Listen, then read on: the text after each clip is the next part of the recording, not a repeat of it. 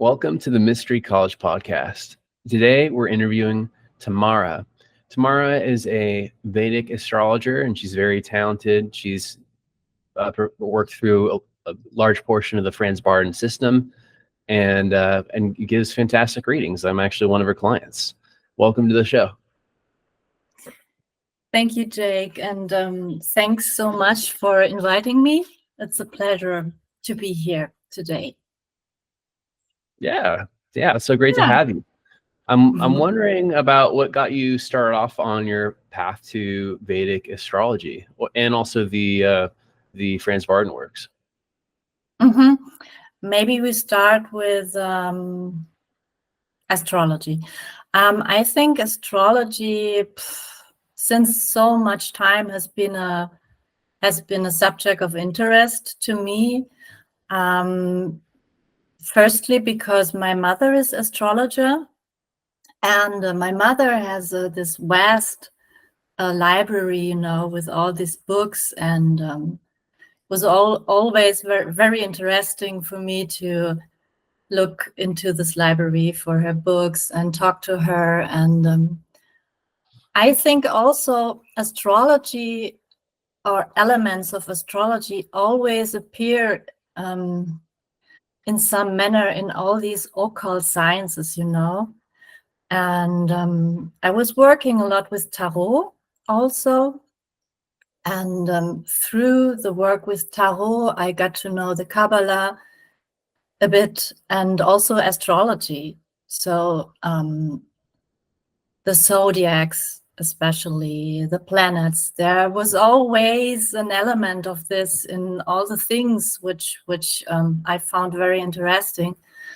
And I don't know, I always like to see what the zodiacs mean, and I was nearly always asking the people surrounding me what zodiac they are, and was quite interested in this, but I was never really drawn so much into that. The moment this became much more intense was actually the time before COVID and the COVID time, because this was a time where I was really immersing myself so deeply in tarot again, and then in Franz Bardon. This was a main topic for me too in this time.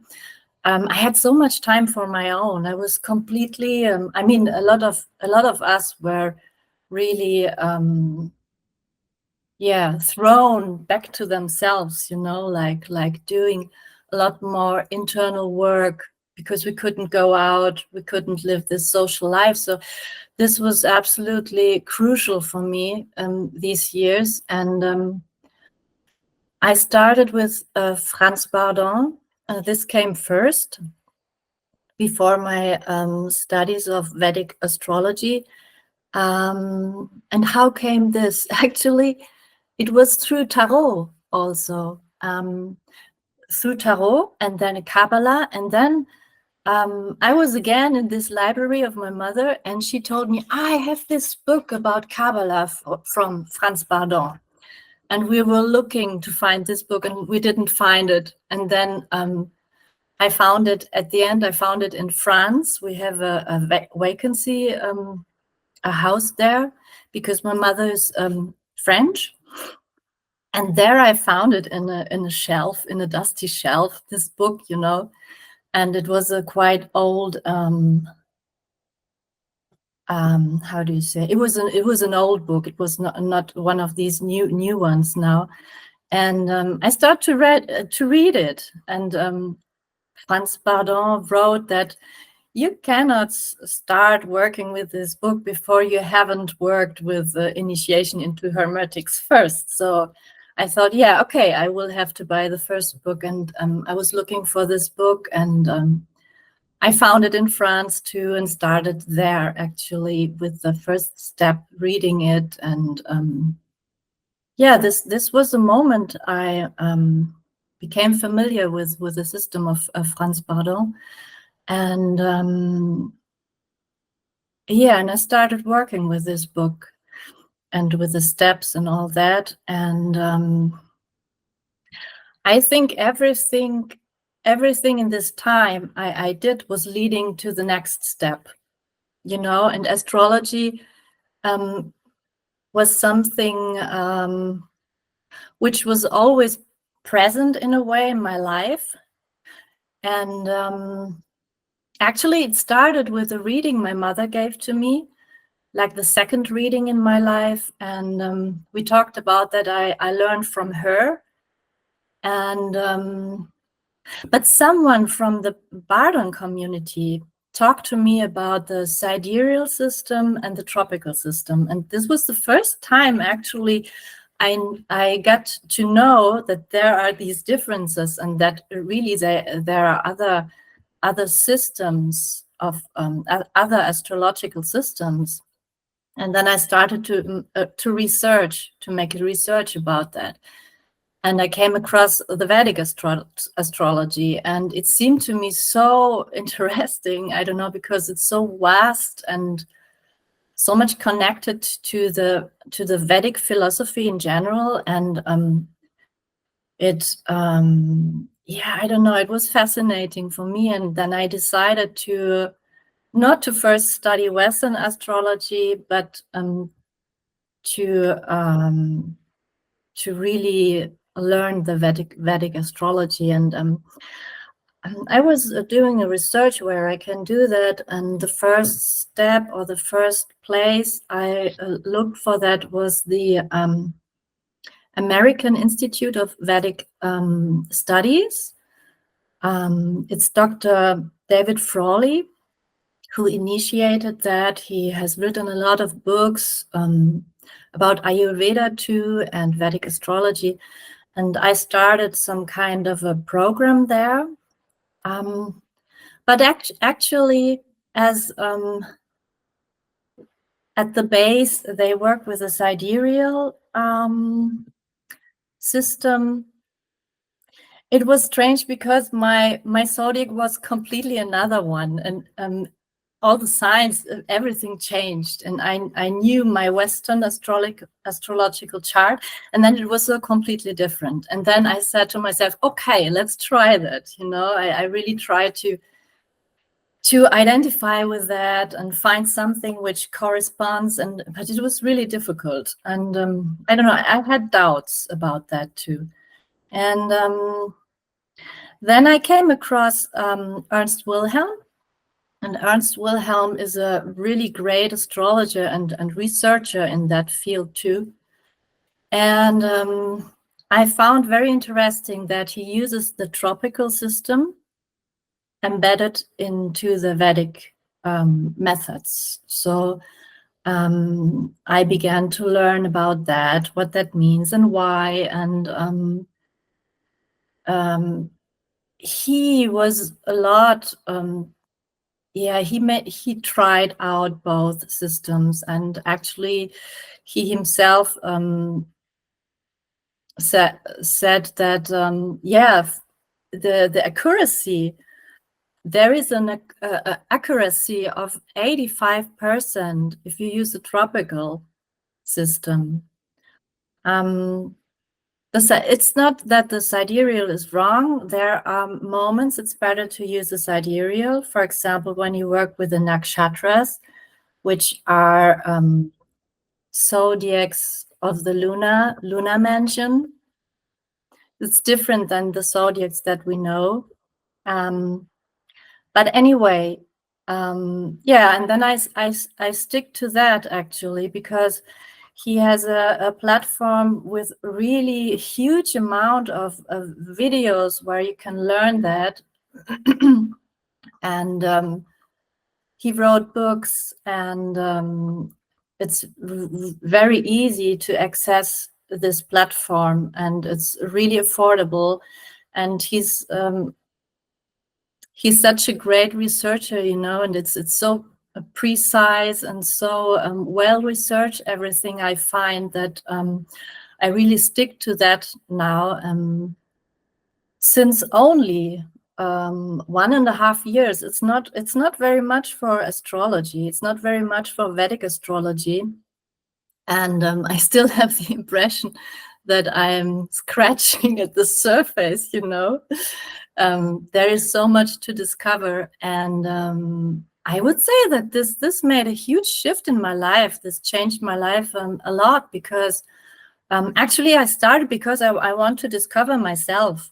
You know, it's always the starting point for most of astrologers, I think, to really get to understand yourself and understand the path that you were given since your birth, to understand what could be my purpose, yeah, or what are the lessons I have to learn in life. And I find also that it's really it makes really sense to combine these both systems, to Franz Bardon and the Vedic astrology. It's a nice marriage, I think, in a lot of areas.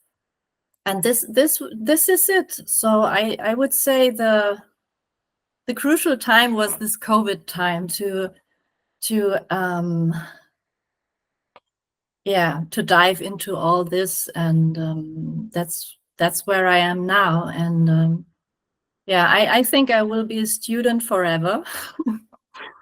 And I'm not sure if it's possible to really get to know all the methods of Vedic astrology, because it's so vast. You can learn so much. And actually right now, currently, I'm really focusing on especially two features or methods, which are, we can say, the heart of the Brihat Parashara is a sage from India, and his main work, Brihat Parashara Aura Shastra, is like the baseline of all these Vedic astrological knowledge. It's like the main work where all this knowledge is coming from. And Ernst Wilhelm studied this a lot and translated it, I will say, into a more better, easier to consume a language, you know, but very precise and very on the point. So that's mainly the thing. Yeah. Fantastic. So, yeah, I understand that many people look to astrology for guidance in their spiritual journeys. So, how can one understanding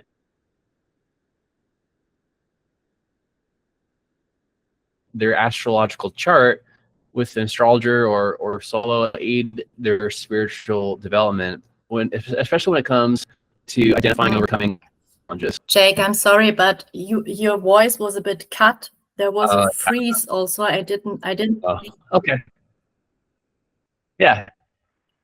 Yeah. Maybe so the connection what is I a meant bit to say unstable. is, how can understanding?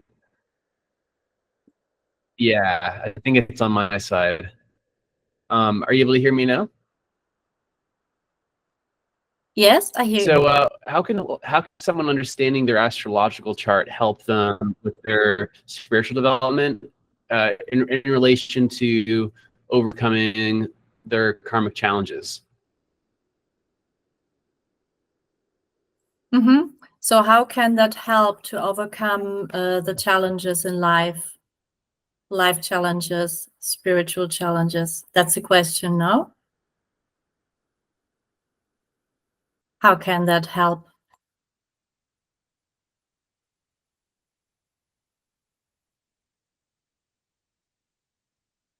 Jake, you're completely freezed. I don't know if you can hear me. You hear me? Maybe we shut off the picture, the video.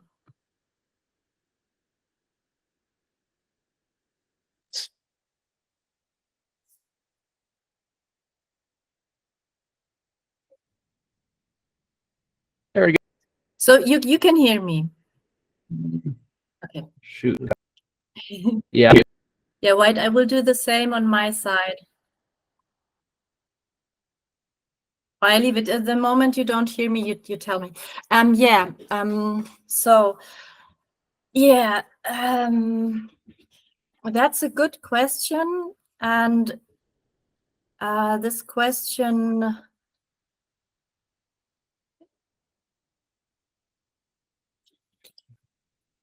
wait, you wrote, okay, yeah.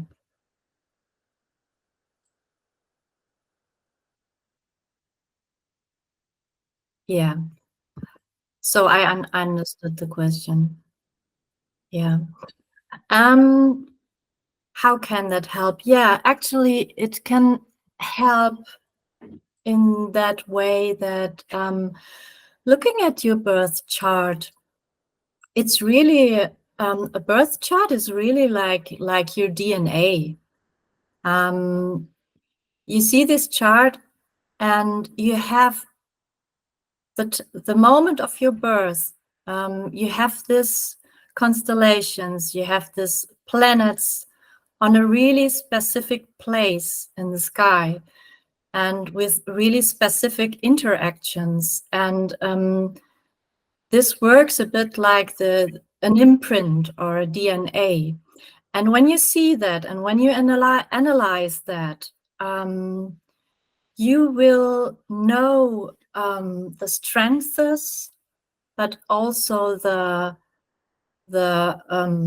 troubles caused by these interactions, these planetary interactions, which are a mirror of your personality. No, the planets are elements or parts of our own personality, of our own psyche, and every planet has an agenda, if you want, and is a specific part of yourself. And you see this chart, and you can exactly and really clearly see which planets work well and lead to the fulfillment of what they present, and which ones does not work as well.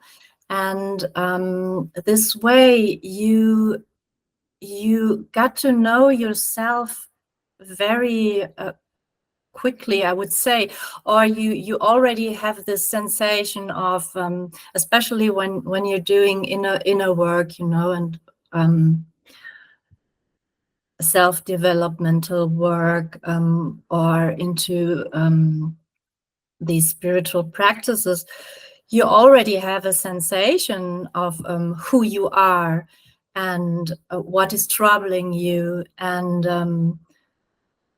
when you see your chart, it's like a mirror, really. And you sometimes you're like, wow, okay, I felt this way, but now additionally, I can see that in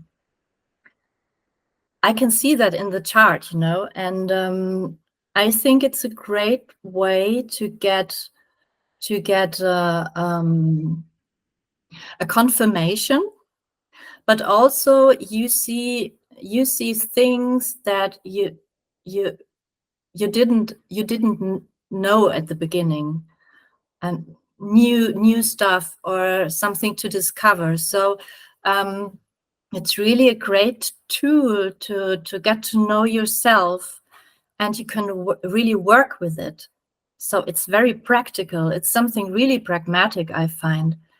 And through these special techniques, for example, there is one, it's nearly, I would say, it's the heart of Brihat Parashar. It's personally, I think it's really also the main feature from Vedic astrology for me is the Lachitadi Avashtas.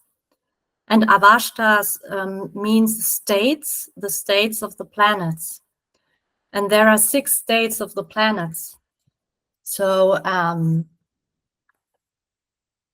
we have for example, Lachita is called ashamed, and this is all based on the natural friendships of the planets.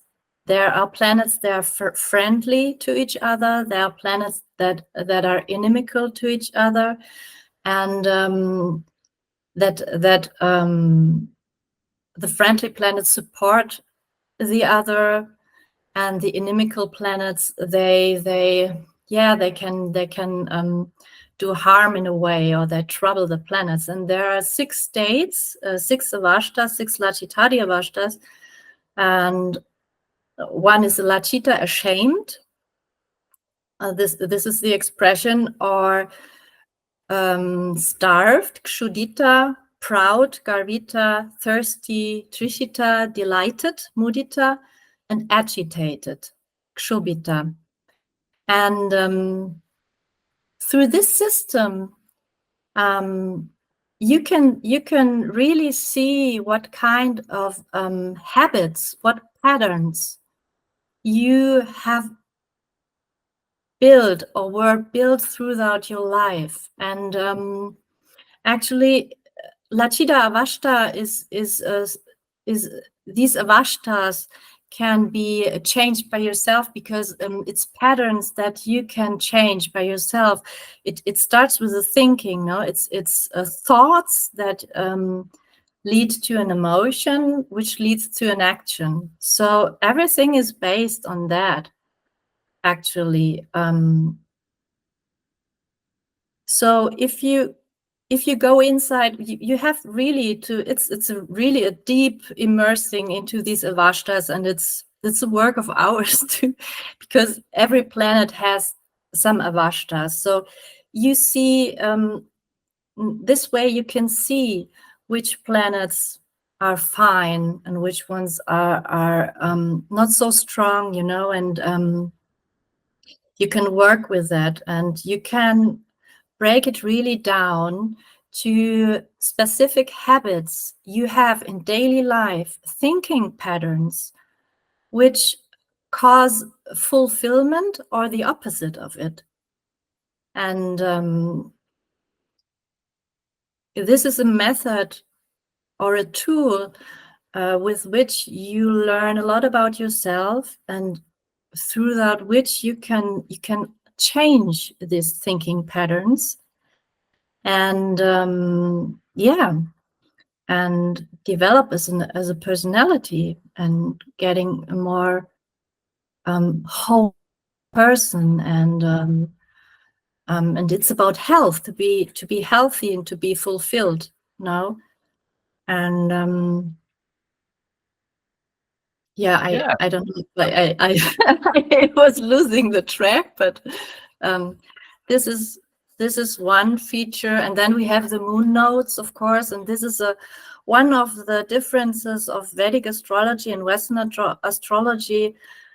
I really find so significant how deeply this topic is treated in Vedic astrology, the moon nodes, the north node and the south node, because the moon nodes it's so crucial in the chart. They are describing the evolutionary path, a main evolutionary path in life. And if we really consider them, it's so helpful to know about them. It's so helpful from where we are starting, the starting point, from where we're coming, karmically also. It's a lot about the karma and our security paradigms built by the nodes, or especially the Ketu, the south node, and the experiences that we need to integrate into the whole personality, which are missing. And through life, we learn to make these experiences to get a more healthy person, actually, to fulfill our purpose, to grow personally. And it's so crucial, the nodes and these lachitadi avashtas. So these are topics I'm very focused on, and I think most of the Vedic astrologers, as I know, which have learned with Ernst Wilhelm, are focusing a lot on that. And I would say this is really crucial to get to know yourself and to grow and to, yeah, that's mainly the. Absolutely. Yeah. Yeah. I'm also wondering, after having said all that, like, I think one common struggle for many people who are balancing their day-to-day responsibilities with the pursuit of spiritual growth or becoming the best version of themselves. So how can astrology help people find harmony between their earthly duties and their spiritual aspirations? Mm-hmm. Yeah, how can there be harmony between these both? First of all, I think it's not separated from each other. So you have your earthly duties, your earthly life, your work, family, all these things, and then you have this longing for, or yeah, this spiritual goals, and you want to progress in that too. And I think both things are just two sides of the coin. And the earthly things, we can say it's the dharma, as expressed in these in Indian astrology, or yeah, it's the dharma, it's the path of life, no, our duties, our moral code, and actually it is to live life with all these earthly duties in such a way that with devotion, that doing the best we can in a loving way, in a fulfilled way, even if it's earthly and we have to do all these things. And also karmically, it's seen that it's important to do all these things. There is a reason why we are in this body and why we have all these duties, um, including the obstacles we meet there in the day-to-day life. It's a kind of karmical duty. You can see it like that. I think it makes the thing much more easier to approach that with this spirit of this is karma, this is my life, and I will do all this with dedication. And it's called karma yoga too, you devote yourself to all this without attachment to the fruits of your work. So this is called karma yoga. And it's spiritual work too for me. And then you can at the same time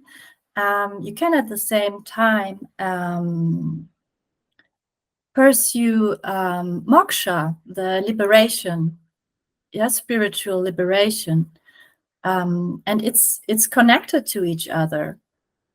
So in an astrological point of view, this is it actually. So you are thrown in this life, in this body, and you have these tasks, or you have your earthly life with everything you do, and it's about doing all these things without too much attachment to the outcome, but with devotion and in a loving and devotional way. So there is a spiritual work you're doing already, and at the same time you can pursue moksha. Know what I mean? It's Pursuing liberation. Yeah, yeah, that's great. So one thing is that a lot of listeners and viewers are interested in the works of the Czech magician Franz Bardon. So some of his work really dives deep into planetary magic and emphasizes the importance of understanding planetary influences in practice. So I'm wondering, how does astrology inform and enhance the practice of planetary magic, particularly in identifying with the right planetary energies to work with. Maybe especially in the context of hermetics or friends Bardon. Yeah. I think through this science, I call it science. It's a science. Through this science, you learn a lot about each planet. You know, there are so much layers already. The quality of a planet. The sun is fiery. You know, it's the essence. It's the self. There is the elements, and there is the mythology about the planets linked to the avatars. Every planet has a specific mythology. You have the elements, you have the gunas, you have there is so much, there are so much layers to each planet. And I think in learning that, you have a baseline to also in a way experience that, or to make the connection to your daily life and really see, wow, okay, this is a solar quality, or now this is more a moonlight quality. Moon, the mind, the emotions, the adaptability, the capacity to adapt to the world, to what happens in the world, the feeling nature, the Venus, Mercury. You can. Okay, I think first comes the theoretical knowledge. You get to know all this, and then you make the connection to your day-to-day life, and you can start to work with these forces, which are nothing else than aspects of yourself, and then you can make magic with that. So I'm not so much into the planetary magic of Franz Bardon still. I'm still with the initiation into hermetics. That's why. But I know theoretically I know about it, and I think it's a really good. It can work really well, in a complementary way. If you already work with planetary forces in a magical way, and you have additionally this knowledge from Vedic astrology, it can only enrich your the knowledge in general, and as much it's like you have a set of colors in a painting set, and you can add so much more colors and layers to it and enrich it.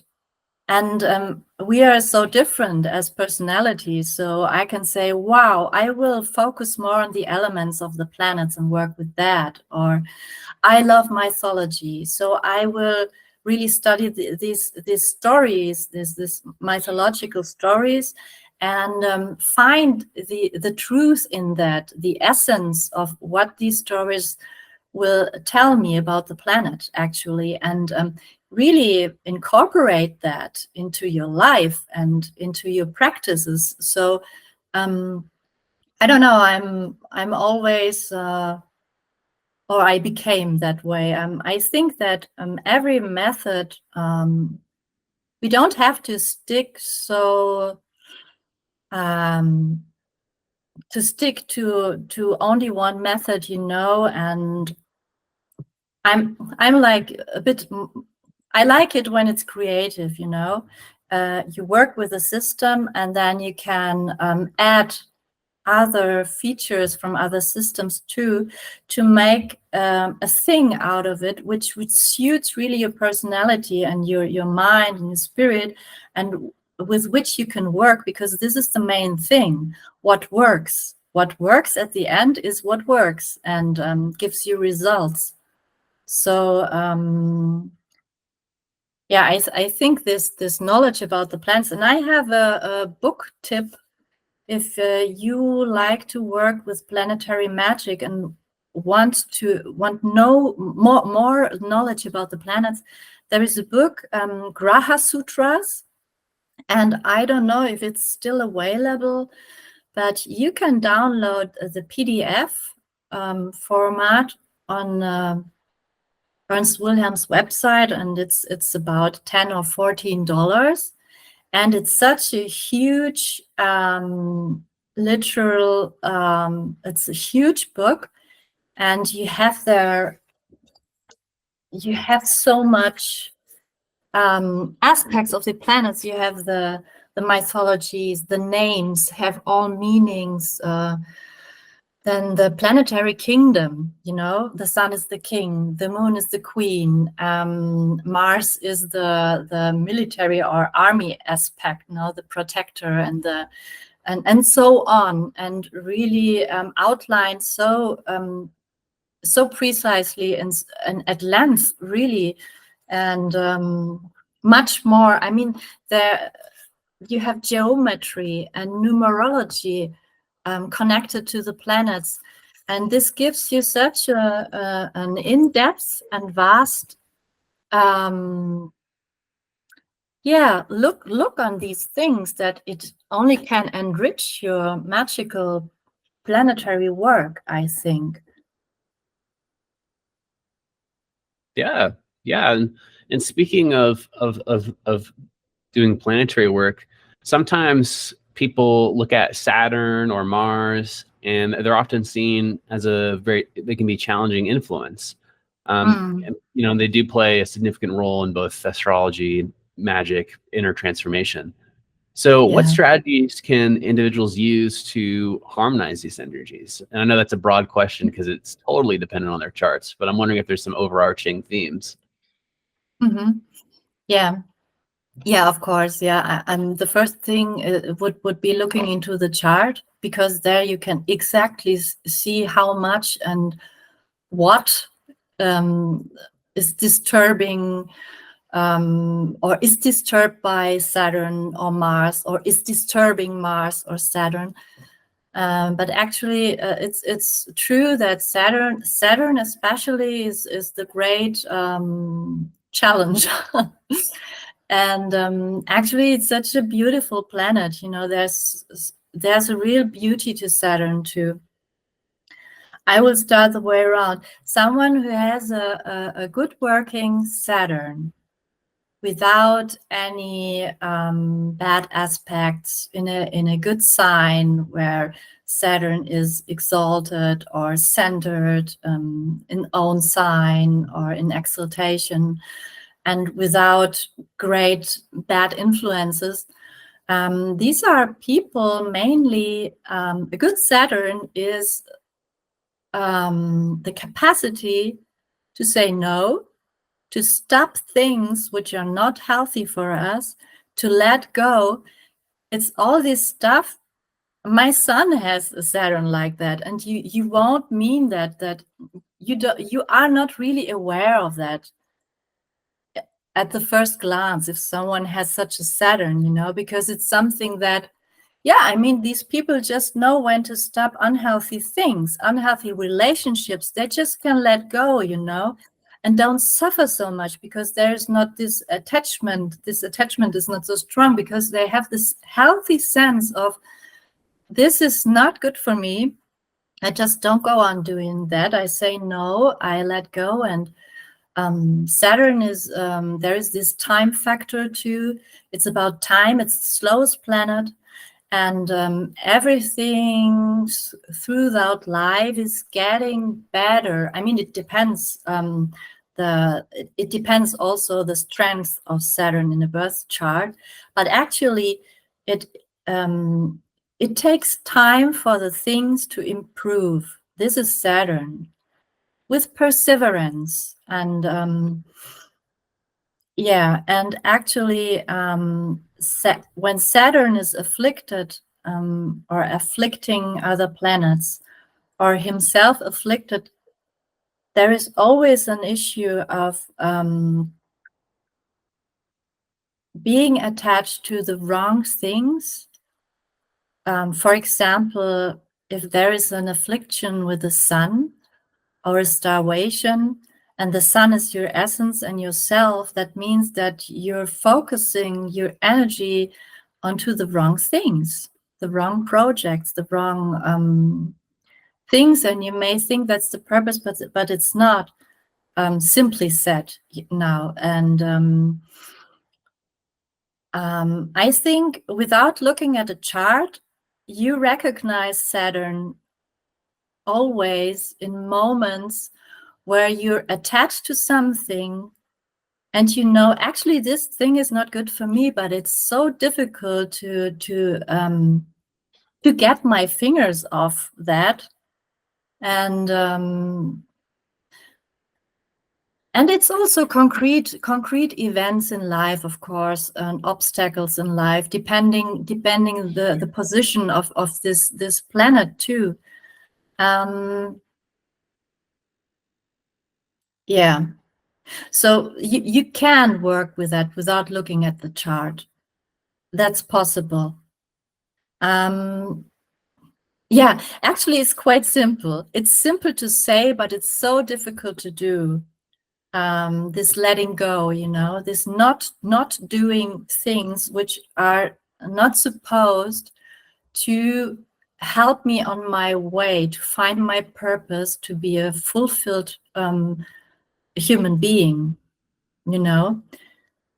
I break it down. It's a really, it's so simple, but this is it actually. And yeah, do you have any question about that maybe before we go on to Mars? Or yeah, I think that's pretty clear. Like, it's really fascinating exploring how planetary magic is often linked to. Mm-hmm. Okay. Yeah. Yeah. Yeah, Mars. and yeah, Mars is a so-called malefic planet too. I think Saturn is, for me, Saturn is the main, and I think in general in astrology, it's something we really have to look at in the chart. Sometimes I look first on that, because it can be a main blockage in everything, you know, and we have to solve this first, and then to make the things flow. It's oftentimes a troubled Saturn, which makes the problems there. But you know, every planet can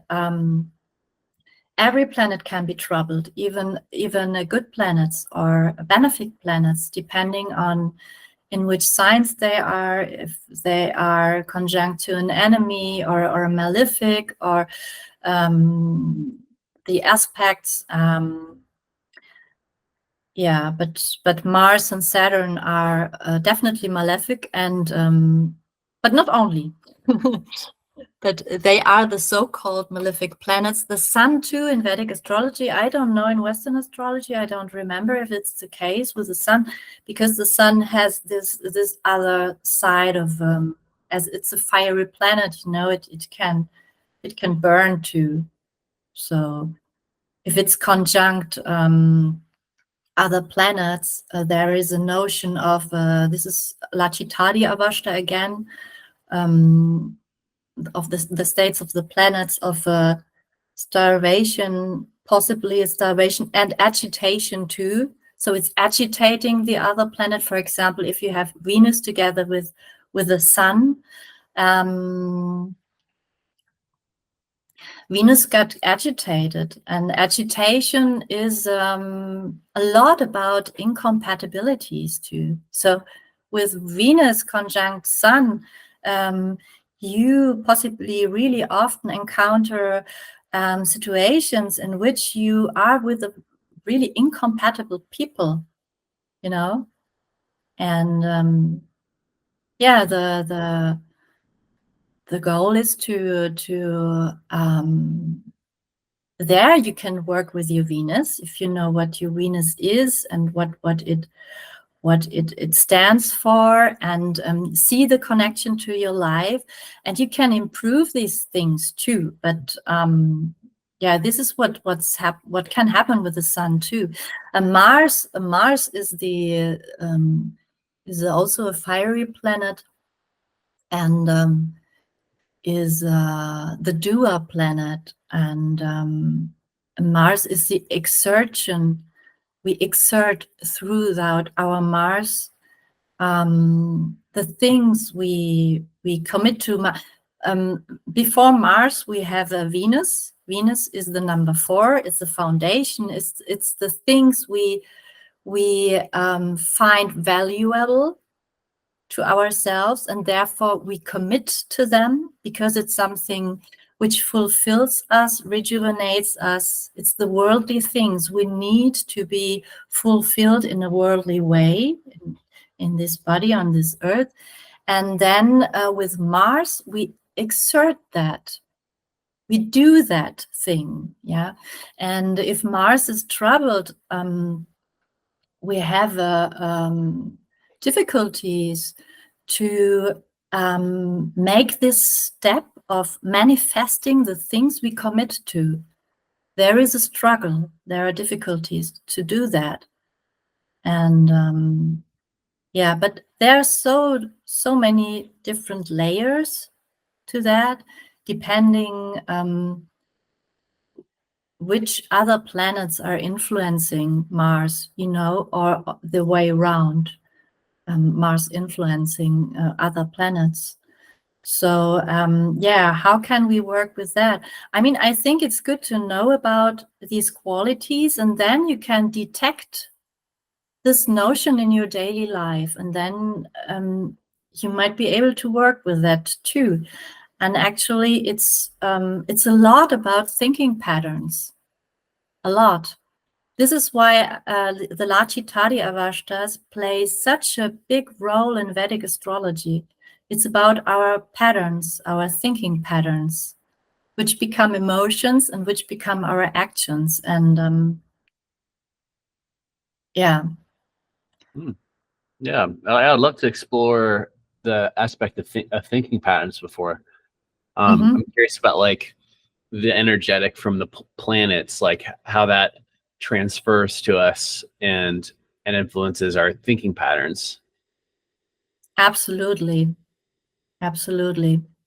Yeah. And for example, we have this example, Saturn with Mars is something to, for example, a conjunction, which is always the strongest trouble-making influence when you have such planets together in conjunction. For example, Saturn Mars,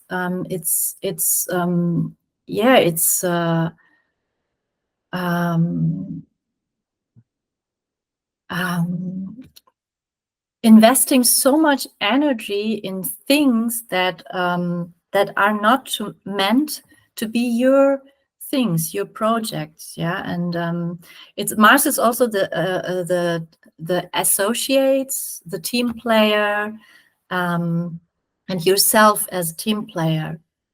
And it makes you a good team player, but actually with a Saturn starving Mars, it's a starvation. It means that Mars is investing so much energy, so much of this doer energy into the wrong projects, into the wrong things. And the beauty of the Lachitari Avastas is you can see that, and you recognize that it's about these thinking patterns and about stepping back and being aware of what's happening, And then there is and this is such a magical moment too, this moment when you recognize, oh, wow, this is this pattern, and I see it right now. I'm so aware of it. In this moment, you change the pattern, That's the beauty of it.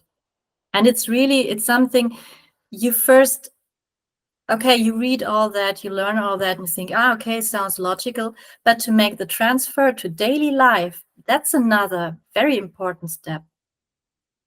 And you have these examples every day, nearly. Yeah, every day there are moments you recognize, oh, wow, okay, that's my star Mars, or that's my star Venus. Yeah, oh, I'm committing to something which is not healthy for me. And the bad thing about when Venus is troubled like that is sometimes people commit to things and stay in these relationships, for example, such a long time because they made this commitment. And then in one or the other moment, they realize, wow, this is not a give and take. This is something I give so much, but I get nothing back, for example. This is very much Venus too. And yeah. Yeah, brilliant. That's brilliant. So I'm also wondering like where like people can identify their strongest planetary influences for spiritual transformation, for doing their, for fulfilling their dharma, their, and how might they develop these strengths further? Mm-hmm. You mean the strength for spiritual development, to see which planets are helpful for spiritual growth? You mean that? Yeah. Mm-hmm. Yeah. So yeah, it's a lot. There are these planetary maturation ages, and it's so much about these maturation ages, especially Saturn, how we deal with our Saturn and how we evolve in that, and what kind of experiences we make and how we confront them. So it's a lot. Saturn matures at 36. So and it's sometimes you have some events in life accompanying this. I don't know how you say in English. Parallel to this maturation. So it's very crucial how this maturation is taking place, and especially Saturn. And then we have the moon nodes which matures. We have the north node called Rahu at the age of 42, and or a little bit earlier, a little bit after, but it's 42 mainly, where Rahu is maturing. That means that, and again, the moon nodes are so crucial for the spiritual development too. And actually, how your Saturn maturation will take place has an immense influence on how your moon nodes evolve and mature, because it's linked. All the maturations of all the planets are connected, and everything is linked together. And so 42, your Rahu matures. That means that the place where your Ketu is, the south node, which is your security paradigm, which is the sign in which Ketu is placed in the house, these are the places where you have or where your security paradigm has been built. As security paradigm is always something we had to develop, mostly in upbringing, because it was the only way to survive, the only way to go through life without being totally damaged or without being, a security paradigm which gives you this security. But a security paradigm cannot be the end goal. It's also a pattern which we have built to go through these times, through life. And there will be one moment where the security paradigm, or also called the Ketu castle, because it's a safe place, we know this place, and we have these abilities conform to the sign, to the house. We are really very well functioning in this. But there will come a time, especially around 42, where this Ketu castle crumbles down, where the walls, these security walls, crumble down, and then you feel a really strong pull to go to the other end of this axis, because it's an axis. You have the opposite Rahu, and the Rahu sign, and the house where Rahu is in. And this experience, this Rahu experience, is really frightening, because it's a place we cannot see this place. It's like the jungle, and it can be a really fearful experience before we go there, because we don't see nothing. It's black. I mean, Rahu and Ketu, they are eclipses. They are not physical planets. We only see them when they eclipse the sun or the moon. It's black. So we don't see that. And actually, Rahu is what we didn't live and express with Ketu. These are the hidden aspects of the self which we suppressed for our security paradigm, which will be seen then at this age. So you will be pulled into this jungle of this new experience, colored by the sign Rahu is in and the house, and you need to go there. And this Ketu thing crumbles down, and you need to go there to get whole again. And this is a very spiritual thing. This is a spiritual path. And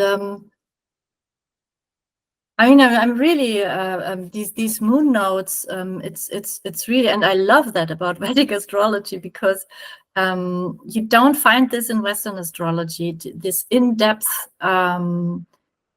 It's really so deep what that means, and when you look at the sign, the houses, and actually you need this experience. And okay, with 48, you're in the Ketu maturation, and Ketu actually is also a symbol for the final liberations. It's a very spiritual node. So we can say that ideally we throughout life and with these experiences we get to a Ketu place, or this place in the chart, but liberated, so we experience this Ketu placement in a different liberated way.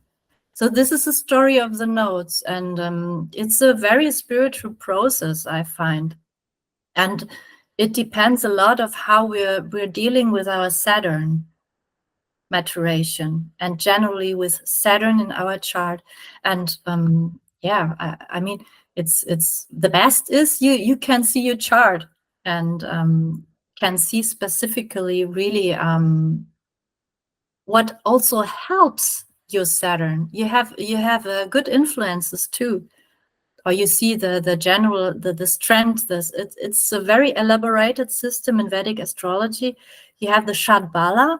It's you have so much different aspects of strength of the planet, and there you can really very precisely see the strength of the planet, and see how this planet will be able to perform. And yeah. I hope I answered your question. Yeah, brilliant. If I lose myself a little bit, you have to stop me. Yeah, well, that's fascinating. I wouldn't dare to. One thing I would like to ask is, like, in your perspective, what do you feel is the key takeaway or insight that people can do to help them align their life based on their astrology charts?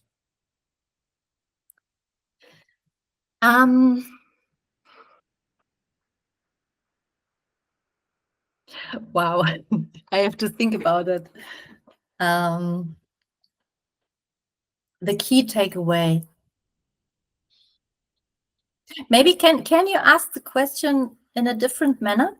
Sure. So what's one way that people can apply their astrology charts to help them align to their ultimate path, their sun path, or Yeah, absolutely. So again, I think the best way is to know about your Lachitadi Avashtas, about the states of the planets, because there it reveals your thinking patterns, and you see, and it's a bit, we're coming back a bit, sorry, to the soul mirror work with Franz Bardon, because I think it's a very good add to the soul mirror work too, or the way around, because you're given ideas and methods to change thinking patterns. You know, you have an aspect, something in your soul mirror.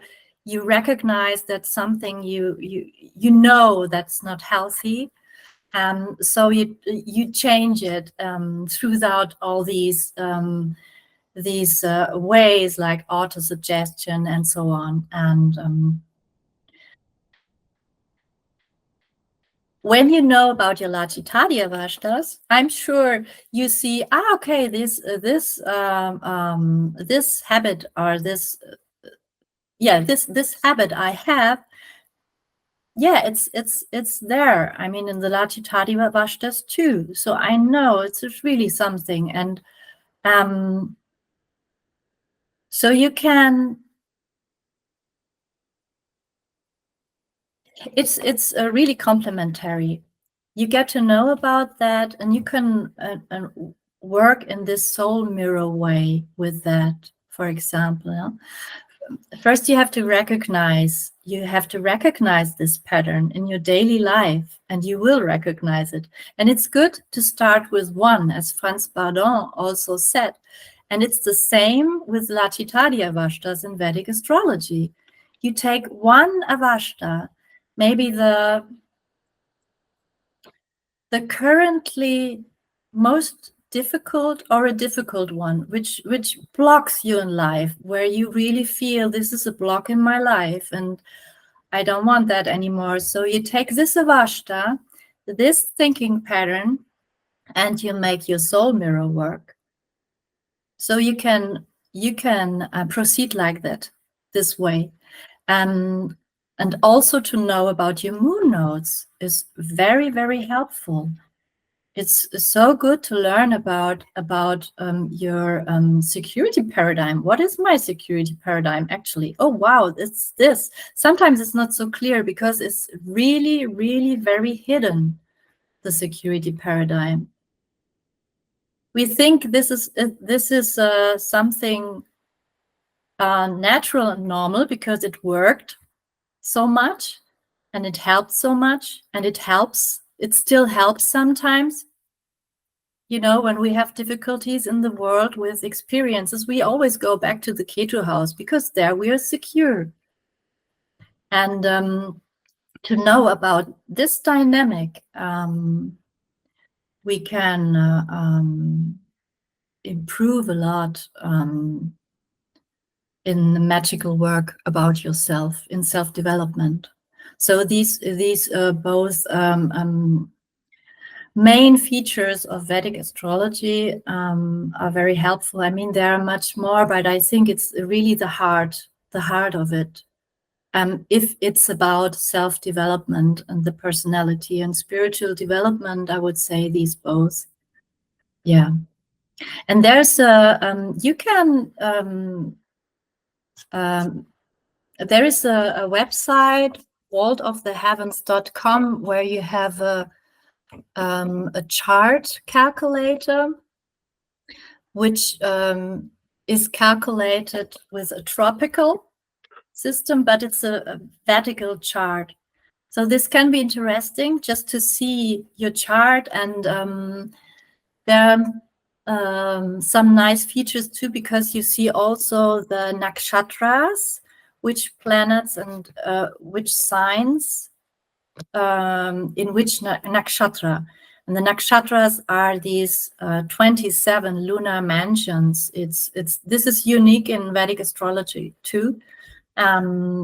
It's like zodiacs, and they provide another layer to your classical zodiac and to the planets. You have an extra layer of signification of qualities, which is really, really nice also to explore. This is something which enriches the classical zodiacs and the placement of the planets, including Rahu and Ketu. So you have this, and then you see in this report, you can see also the dashas, which is very unique to Vedic astrology too. It's time cycles. So these are calculated over a long term of your life. You have these cycles of the planets. That means that, for example, you can see that from 1995 until 2000, you're in this period, planetary period. So that means that in this period, or you can see in which dasha you are right now. So you see which planet rules actually, or which and that means that this planet actually is really prominent in your life. So there you have these features. I mean, it's a bit difficult if you maybe if you don't have a basic knowledge, but I think it's not too difficult to research a bit about that. So I just wanted to have mentioned this, that you can calculate your chart. It's free of costs, and you can do that in the internet. Yeah. Fantastic. What's the best way for people who are interested in working with you to get in touch with you? Like, do you do social media, website, email, or any other ways to follow your insights, experiences, or teaching? Yeah.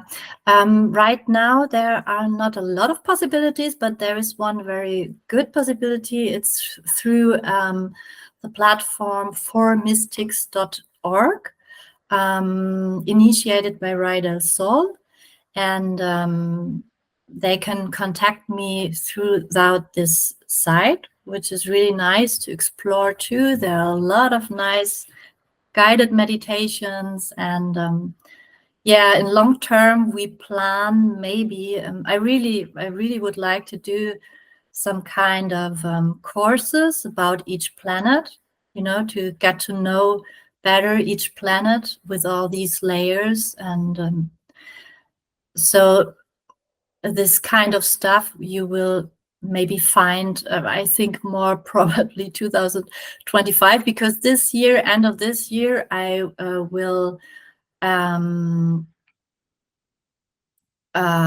on my website. So hopefully end of 2024, I will have a website too. I still don't have a website, and an Instagram profile probably too. And for now, you can contact me through formystics.org or through my Facebook page. That's always possible.